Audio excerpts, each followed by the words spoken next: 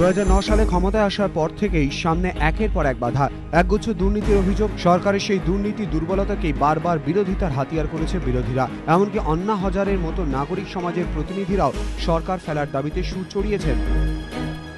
রাজনৈতিক মহলে প্রশ্ন উঠেছে, বাধার মোকাবিলা কি করতে পারবে ইউপিএ সরকার?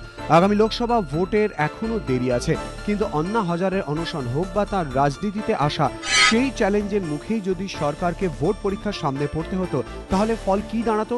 মানুষ কাকে বেছে নিতেন, ইউপিএ নাকি এনডিএ?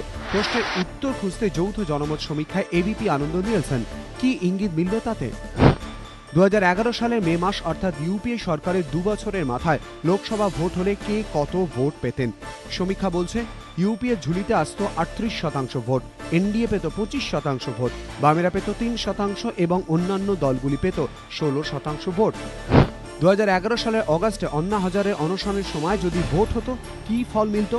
সমীক্ষা অনুযায়ী 27% মানুষ ভোট দিতেন ইউপিএ সরকারকে, এনডিএর পক্ষে 36% এবং বামেদের পক্ষে যেত 3% ভোট, অন্যান্য দলগুলি পেত 18% ভোট।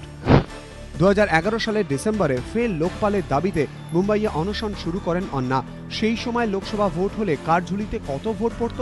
সমীক্ষা অনুযায়ী এবারও রাজনৈতিক দিক থেকে আন্নার অনশনের সুবিধা পেত এনডিএ, কারণ ঠিক তখনই ভোট হলে ইউপিএ পেত 29% ভোট আর এনডিএ পেত 36% ভোট। অবশ্য এক্ষেত্রেও বামেদের ঝুলিতে যেত সেই 3% ভোট, অন্যান্য দলগুলি পেত 18% ভোট।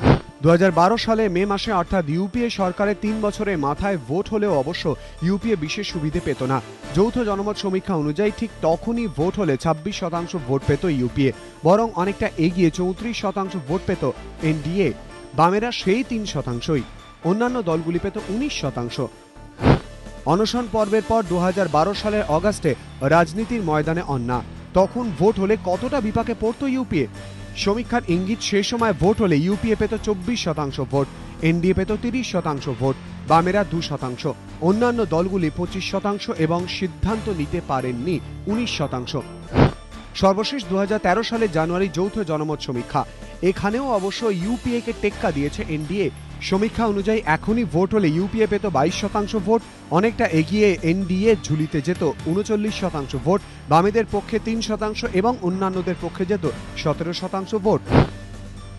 এই সমীক্ষা চলাকালীন 2012 সালের অগাস্ট পর্যন্ত তৃণমূল কংগ্রেসও ইউপিএর সঙ্গে ছিল। এবিপি আনন্দ।